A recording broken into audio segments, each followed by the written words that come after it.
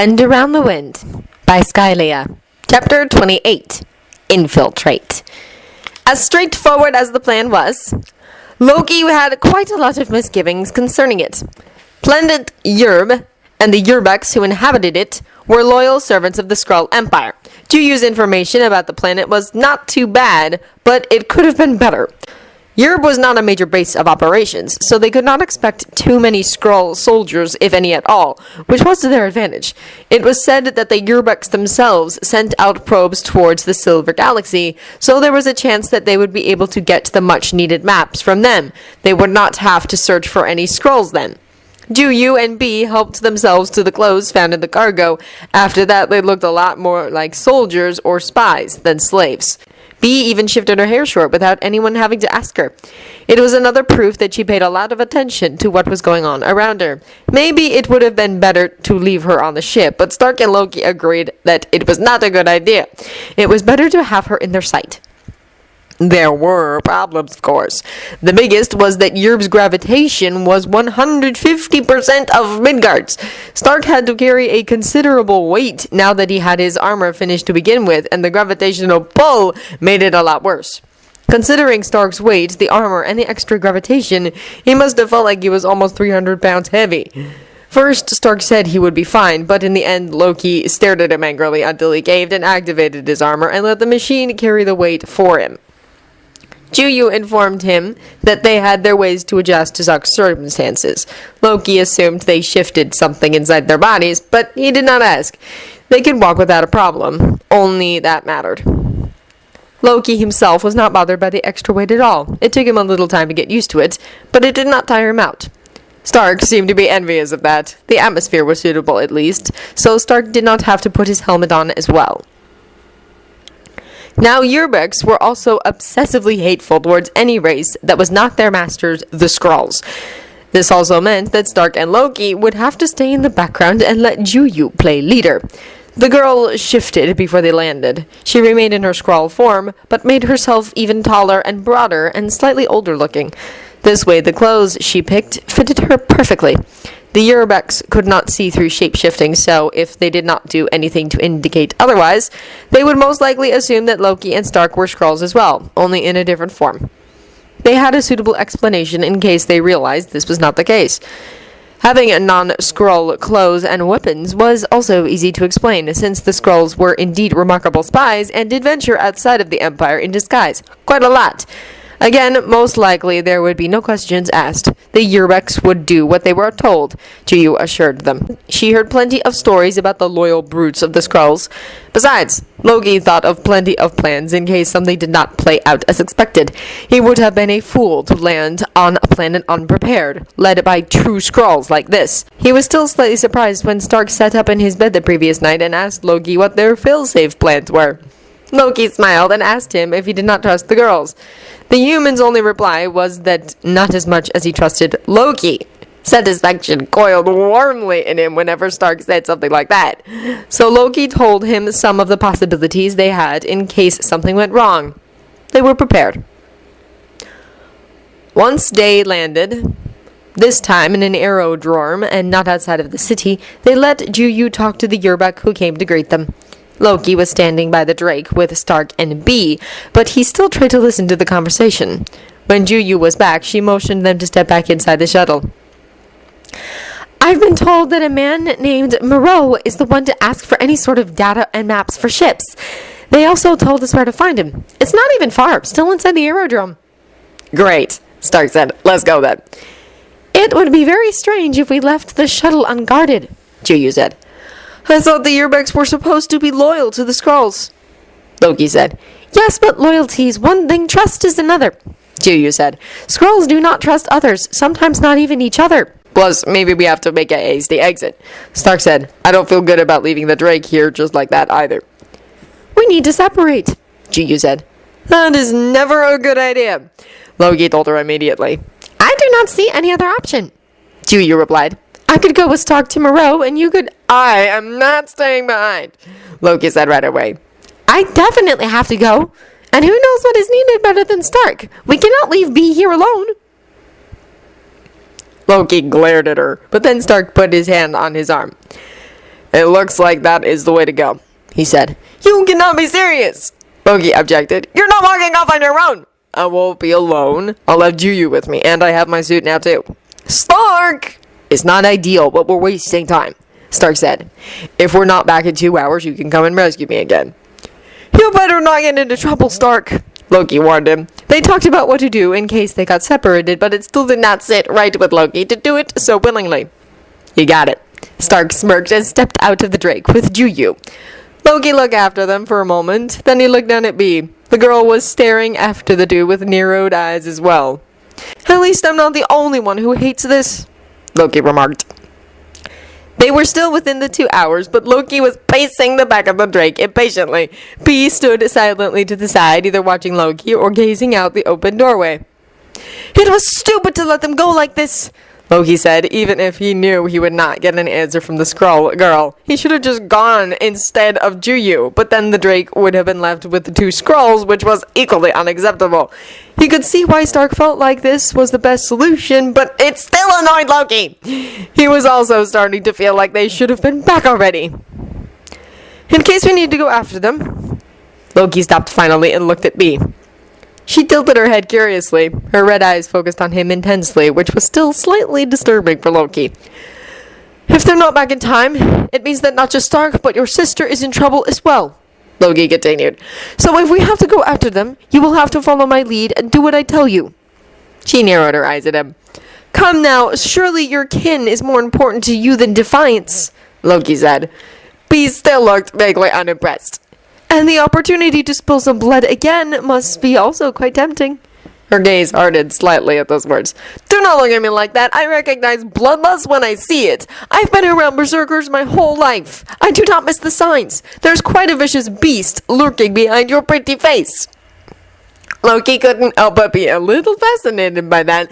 Aesir berserkers were always robust men, raw power in their every muscle, and the lust for battle behind their gaze. He easily recognized when a warrior like that was eager to let his rage loose. Seeing a very similar glint in the eyes of someone who looked so breakable was quite interesting. Stark informed him about what Juyu told him of their past. Loki couldn't help but wonder if the girl missed some very vital things about her big sister. Little Bee certainly did not look like she minded spilling blood. It did not matter what forced her to do it for the first time. We may have to reach them quietly, Loki continued, but maybe we have to make quite a mess. Bee's face twitched a little, but it was enough for Loki. I see you understand what I need from you now, Loki said. The girl was a feral little thing. She could be guided, but not controlled. A lifetime with Thor, who always wanted to smash something with his hammer first and foremost, made Loki very good at guiding such a storm. You could not stop it, but you could turn it in the right direction. Some time passed in silence again, and Loki was growing impatient. He had at least a dozen scenarios running in his head about all the things that could have gone wrong already. He knew Stark was good at taking care of himself, especially in his armor. Juyu was armed as well. Stark made her carry a gun, rule number 2, so they were well prepared in case they were attacked. He was also rather sure that Juyu would not risk her sister by betraying them. Loki would not hesitate to wring Bee's neck if something like that happened, and Juyu had to be aware of that. Bee and Loki turned towards the door at the same time when they noticed someone approaching. 3 Urbex were walking towards them, not armed, but considering how physically impressive they looked, Loki was not surprised. He walked closer to stand in front of them. Juyu was not doing a bad job at playing leader, but she was nowhere close to Loki's expertise. He was raised to be a general, a king. You could not fake things like that easily. You are to take us to your ship, the one standing at the front told him. No, Loki replied right away. Don't even. Do not argue. You forget your place, Loki told them slowly, only subtly threatening. She is a child, the one standing at the front gestured at Bee. And you and the middleman are no Skrulls, so I take no orders from you, he said. Ah, so something was indeed happening with Stark and Juyu. You do what we tell you. He saw from the corner of his eye how Bee straightened up. She was ready to attack, Loki was sure. The Urbex eyed them in a way that was surely meant to be intimidating. It was fortunate that Loki did not fully trust Juyu's skills of deception, but that was why more than one plan was needed. He raised his chin, and sent one of his most chilling glares at the three Yerbiks before he started to shift. There was a reason why he insisted asking many questions about the scrolls, not just because of their powers. He needed to know as much as possible for something like this. He would have needed more magic if he wanted to change his clothes, but shape-shifting, that was something base, something deep in his bones, in his every cell. He did not need extra power to change something very simple, like skin texture and color, body heat, the shape of his ears. He could even leave his eyes green. He even remembered Juju's remark about Skrull men not having any hair on their heads. Certainly it was not the most attractive look, but watching the Yerbek's faces as he turned was quite satisfying. He was sure he made quite a fine Skrull. "I think you realize now that you've just made a very big mistake," Loki said in a cold tone. But we were... "B," Loki said, "I think they just threatened us." The little Skrull's red eyes locked onto the Yerbeks, and one of her arms started rippling and shifting. Loki was right about her. With the collar she had to wear before, it must have been quite a while since she could let go and fight. Let the beast roar. That berserker rage locked up so tightly within what had to be one of the reasons why she was so very tense all the time. "We need only one," he added. B's arm took on the new shape, and Loki was not that surprised to see that it was some sort of an axe. It looked crude, even if its blade was sharp. She had probably never seen a real, finely made battle axe. Loki knew that there were not many options. No place for glares or verbal intimidation. The Yerbeks were supposed to be obedient servants and follow the orders of the Skrulls unquestioningly.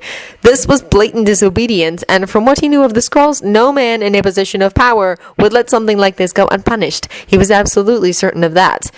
He would have to make it a point now, or they would not be able to get what they came for. Again, it was lucky that he prepared for this possibility. B moved the same moment he did. Loki grabbed the one standing at the front by the neck. He was bigger than Loki, and wider too, but he still managed to grip him tightly and lift him up from the ground a little. He did not fight him, not now when he looked like a Skrull, so Loki just locked his eyes on him and kept him dangling in the air with that blinking, not even glancing to the side. Not when he heard the first crunch of bones, an axe sliding into flesh, a sound he knew very well. There was an aborted shout, so the axe was obviously aimed at the neck, and the snapping bone was the spine. He heard how Bee landed on the floor before she leapt up again. The other Yerbek moved back to get away, but his step was abruptly cut off, and there was another familiar sound, the sound of a skull splitting open. Loki did not move, and he did not look away from the one he had in his grip, just stared at him, evenly, while it was happening. By the end, when the second body hit the floor as well, he looked suitably terrified. He was right about little Bee. She was dangerous, very dangerous indeed.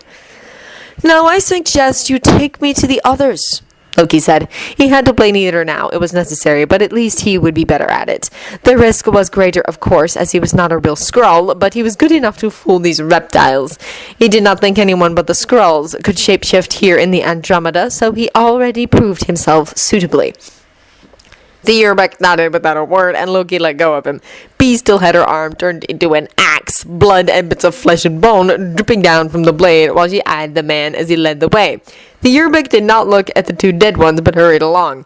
Loki followed, and when he reached Bee, the girl smiled. Others would have probably found it an unsettling smile. Well, at least Loki found the right tone with her. She walked beside Loki as they followed the man. There were other Yerbeks staring at them, but none made a move. None even looked at them in the eye. They made an example. Their position was secured for now. There was also something very satisfying about walking around like this, looked at like this. Sure, he used their fear of the Skrull Empire to achieve it, but they won't be here long enough to suffer any consequences. Well, if they hurry, that is.